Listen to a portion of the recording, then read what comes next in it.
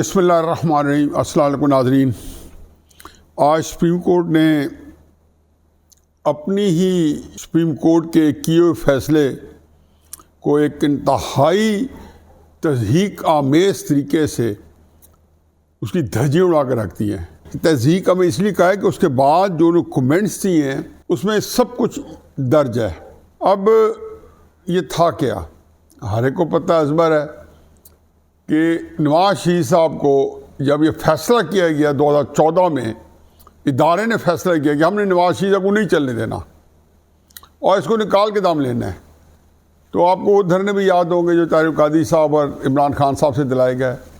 اس وقت army chief general Raheel Sharif صاحب تھے اور نیچے کرو جو لوگ تھے وہ جنرل ظہیر الاسلام اور جنرل عاصم باجوہ اور اس طرح کے سارے بیمار لوگ تھے، جس نے پورے پاکستان کو تب سے ایک ایسے سیاسی عدم استحکام کے اندر جھونکنے کی کوشش کی تھی جو اس کا پہلا دھکا دیا تھا کہ آج تک ہم اسے نبرد آزما نہیں ہو سکے۔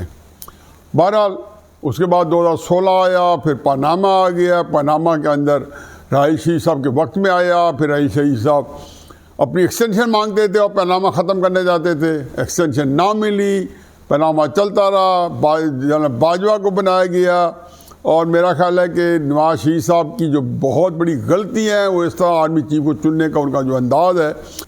جنرل باجوہ جو ہے انہوں نے جب شروع کیا تو انہوں نے یہ بھی دیکھا کہ جی نواز شریف صاحب تو کبھی کسی کی توثیق نہیں کرتے، انہوں نے پاناما والے کیس کو چار چاند لگانے کی کوشش کی۔ اس سلسلے میں پہلی ان کی کوشش یہ تھی کہ نواز شریف صاحب نے چونکہ ان پہ احسان کیا، بنایا ہے، تو نواز شریف صاحب اگر چھوڑ دیں تو جو دوسرا بندہ آئے گا، کوئی اور شہباز شریف صاحب، جس کو مرضی نواز شریف صاحب بنا دیں۔ یہ جنرل باجوہ نے خود کہا ہے کہ مارچ 2017 کے اندر نواز شریف صاحب کو منوا لیا تھا کہ آپ چھوڑ جائیں، کیوں چھوڑ جائیں یہ نہیں پتا، چھوڑ جائیں۔ نواز شریف صاحب ڈٹ گئے، انہوں نے کہا جی نہیں کرتا ہوں، نہیں اسٹیپ ڈاؤن کرتا ہوں، اور ہر دفعہ سودا ایک ہی تھا، پاناما ختم کر دیں گے۔ بالآخر اس پاناما کے لیے پھر سپریم کورٹ جو ہے ہما وقت حاضر سپریم کورٹ پھر وہ ایک بلیک لا ڈکشنری کو کھنگالتے ہوئے ایک بلیک جسٹس دینے والا جج 62(1)(f) کو ٹریگر کیا اور اس کے اوپر فیصلہ دے کہ وہ نااہل ہو گئے، نواز شریف سے گھر آ گئے۔ اور پھر پاکستان جو تھا وہ آج جس امتحان میں دو چار ہے، یہ وہ نقطۂ آغاز تھا جو انہوں نے 2014 شروع کیا تھا، اور 2017 میں نواز شریف کو جب نااہل کیا تو انہوں نے کہتے ہیں نا کہ وہ کفن کے اندر یا وہ تابوت کے اندر آخری ٹیٹ ٹھوک کہتے پاکستان کے نہ بچنے کے اندر کہ جی انہوں نے وہاں سے چل پڑا، اور کوئی ٹرائل کورٹ نہیں، کوئی پھر اس کے بعد ہم نے چشم تصور وہ کوئی دیکھا۔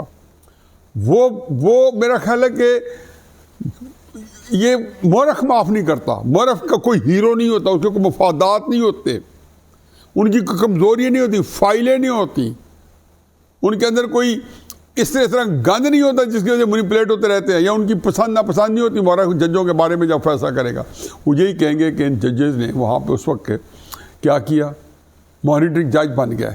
پتہ نہیں کس جب سوچتے ہوں گے کہ مانیٹرنگ جج رہے ہیں سپریم کورٹ کے احتساب عدالت کو، اس لیے کہ وہ فیصلہ دے، اور کب دے؟ جیسے ہی 25 جولائی کے الیکشن سے پہلے نگران حکومت جب قائم ہو جائے، اس دوران نواز شریف صاحب کو فیصلہ دے، سزا دے۔ چنانچہ وہ سارے عین اسکرپٹ کے مطابق اندھا دھند سارے بھاگے جا رہے تھے، جنرل باجوہ، اس کے نیچے اس کی ساری ٹیم، اندھا دھند، اور فیض حمید ان کا بڑا زبردست ایٹی گانگ مل گیا، جو اس طرح کی سیاسی انجینئرنگ کا بعد میں PhD کہلایا، بائی باپ کہلایا، اور پھر کیا کیا گند کھولے کے جج کیا ہیں، سپریم کورٹ کے جج ایسے انہیں سول ایج کی جج کی طرح ٹریٹ کیے۔ ان کا منہ یہی مانگتا تھا کہ فیض حمید ان کا یہی ٹریٹ کرتا جو کہ یہ اسے کرواتے رہے۔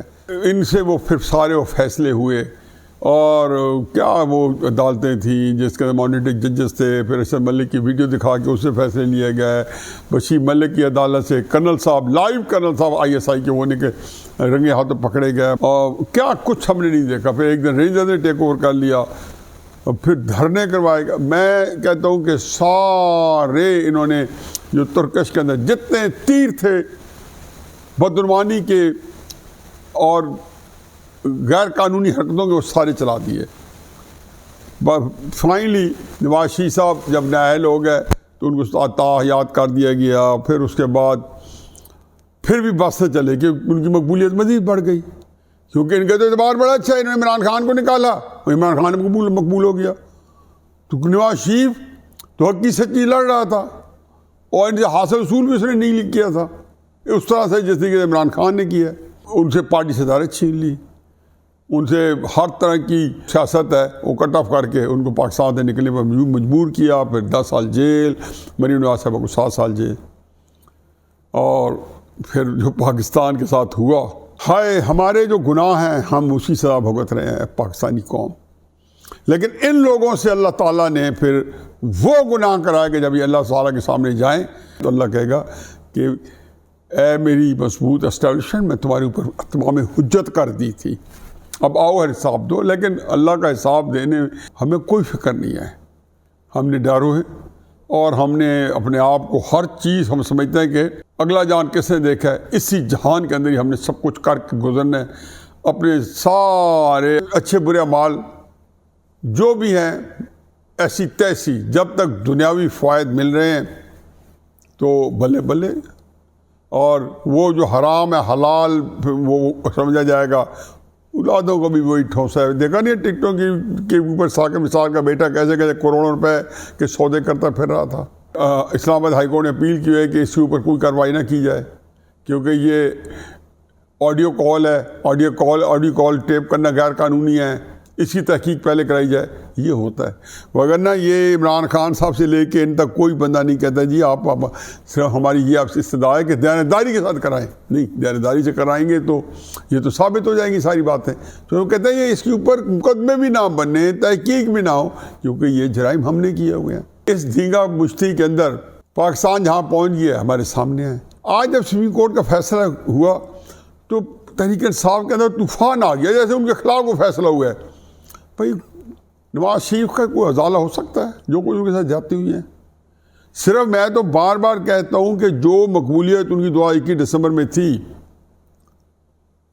وہ کہاں سے واپس آئے گی؟ 2018 کا الیکشن جو ان کو ملنا تھا وہ کہاں سے واپس آئے گا؟ اگر وہ فرض کیا نواز شریف جیت جاتے تو کیا عمران خان صاحب کا وجود ہوتا؟ عمران خان صاحب وہی تھے جو 1997 کے اندر ضمانتیں ضبط کرائی تھی۔ عمران خان تو وہی تھے جو 2002 میں ضمانتیں ضبط کرائی تھی۔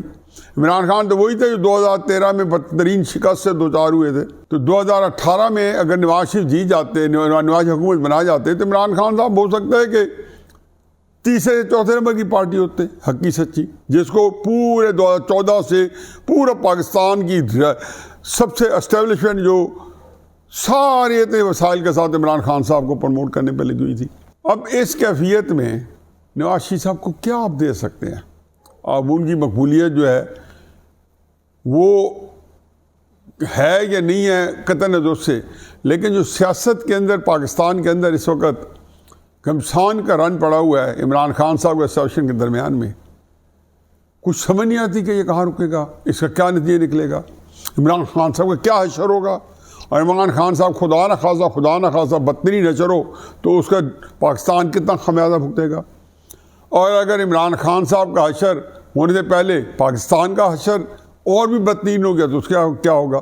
تو میرا نہیں خیال کہ نواز شریف صاحب کو اس طریقے سے کوئی اقتدار کا یا اس کی وہ خوشی منا رہے ہوں گے۔ میں حقیقت سمجھتا ہوں کہ نواز شریف صاحب کو آج کے فیصلے کے بعد ان کے تفکرات اور ان کے خدشات اور ان کی تکلیف اور پریشانی بڑھ جانی چاہیے، جو ان کی طبیعت اور مزاج ہے کہ وہ جب پاکستان کو دیکھتے ہوں گے اور کہتے ہوں گے اگر یہ پاکستان میرے گلے پڑ گیا تو خدا نہ خاصا یہ نہ کہا جائے کہ جب پاکستان کو آگ میں لپٹا ہوا تھا اور آگ بجھ نہیں رہی تھی تو اس میں ذمہ دار نواز شریف تھا۔ جیسے کہ شہباز شریف صاحب نے بہت ہی ذوق شوق سے جناب پاکستان کو بچانے کے لیے اسحاق ڈار صاحب کے ساتھ مل کے بچانے آئے تھے، اور اس کے بعد آج دیکھ لیں کہ آج وضاحتیں مل رہی ہیں کہ اگر ہم نہ آتے تو پھر کیا ہو جاتا، اب کیا ہو چکا ہے جو اب موجود ہے، اس سے کیا بدتر ہوتا۔ آج بھی وہی اسی شش-پائی میں کہ پاکستان بچتا ہے کہ نہیں بچتا، تب بھی یہی شش-پائی تھا کہ بچتا نہیں بچتا، نہ بچنے کے بھی اتنے امکانات ہیں اور بچ جانے کے بھی امکانات ہیں۔ تو بہرحال جی آج کا فیصلہ میرے لیے اس لحاظ سے خوش آئند ہے کہ قاضی فائز عیسیٰ نے یہ فیصلہ جو کیا ہے، ان کے پاس کوئی چوائس ہی نہیں تھی۔ میں آج جتنے ٹی وی پروگرام میں آیا ہوں میں یہی کہا ہے، میں نے کہا مجھے بتائیں قاضی فائز عیسیٰ صاحب کے پاس چوائس کیا تھی؟ ایک کیس آیا ہے تو کیا کہتے ہیں؟ کہ ثاقب نثار اور عظمت سعید اور آصف سعید کھوسا اور اسی قبیل کے درجن بعد ججز، ان کے کیے ہوئے فیصلے جو ہیں وہ رہنے دیے جاتے تاکہ یہ لوگ بھی اپنا اسی منہ پہ کالک ملواتے ہیں جس طریقے سے جسٹس منیر نے ملوائی ہوئی ہے آج سے 70 سال پہلے. تو سپریم کورٹ کے پاس کوئی چوائس نہیں تھی. لیکن یہ کہنا ہے کہ نواز شریف صاحب کو آسودگی ہے، میں یہ کہہ رہا ہوں نواز شریف صاحب کو آسودگی نہیں ہے. میں تو نواز شریف صاحب پچھلے 6 ہفتے سے وہ جو انٹرویو لے رہے ہیں، مجھے تو اس کے علاوہ کوئی سوچ سمجھ ہی نہیں آتی کہ اس کی وجہ اس کے علاوہ اور کچھ نہیں ہے کہ ان کو یہ فکر ہے کہ یہ پاکستان جو میرے ذمہ آنے کا ہے یا یہ اقتدار جو میرے گلے پڑنے کو ہے، یہ آیا میں اس کو لوں نہ لوں، یا وہ دعا کر رہے ہیں کہ کسی دیگر لمحے دور چلا جائے. کیونکہ یہ حالات حقیقت یہ ہے کہ یہ کوئی خوشی کے نہیں ہے، یہ تو عادت خرابی بسیار والی کیفیت ہے. ایک لحاظ سے بڑا اچھا فیصلہ کیا وہ تو اس لیے کہ قاضی فائز صاحب کی عدالت جو ہے اسے یہی توقع تھی کہ اس کے اوپر یہ ایک صاحب فیصلہ کریں گے جو سمجھ میں آنے والا ہوگا، اور جو مفاداتی فیصلے ہیں اس کی دھجیاں اڑا کے رکھ دیں گے جو انہوں نے اڑا کے رکھ دی، اور ان کو ایک دفعہ پھر ان لوگوں کو شرمندہ کیا ہے جو اس فیصلے کے اندر شریک جرم تھے. میں یہ کہوں گا اس فیصلہ نہیں تھا، میں ہمیشہ کہتا تھا یہ شرعن فیصلوں سے میں اس وقت کہا کرتا تھا کہ اس عدالتی نظام سے شرعن بھاگنا جائز ہے. جنہوں نے آرٹیکل 10A کی بھی دھجیاں اڑا رکھی تھی، کسی کو فیئر ٹرائل نہیں مل رہے تھے، اور ہر بندے کو جو ہے اس کی گردن ناپ کے اس کے مطابق پھندے بنوائے جا رہے تھے. کوئی درست کی میرے نزدیک کوئی اتنی بڑی نہیں ہے کہ وہ خوشیاں منائی جائے، کیونکہ عملاً اس وقت پاکستان کے جو حالات ہیں وہ اتنے تکلیف دہ ہیں کہ مرگ کا ماحول زیادہ ہے. خوشی کا ماحول اللہ کوئی معجزہ ہی کر دے اور ہمیں ہمارا نصیب بنے. اس کا کیا کہہ سکتا ہوں. نواز شریف صاحب وزیر اعظم بنتے ہیں یا نہیں بنتے یہ چوائس ان کے پاس ہے، لیکن جو بندے اس نظام کو ترتیب دے رہے ہیں ان کے پاس نواز شریف صاحب کے علاوہ چوائس ہی نہیں ہے. وہ بنیں گے تو احسان کریں گے، اپنی قربانی ایک دفعہ پھر دیں گے ملک و قوم کے لیے. حقیقت ہے اس کے علاوہ اور دوسری کوئی صورتحال ہے ہی نہیں. باقی آنے والے دنوں میں کیا ہونے والا ہے میرا دل دھک دھک کر ہے. اللہ تعالیٰ پاکستان کو اپنی حفظ و امان میں رکھے. وما علینا الا البلاغ.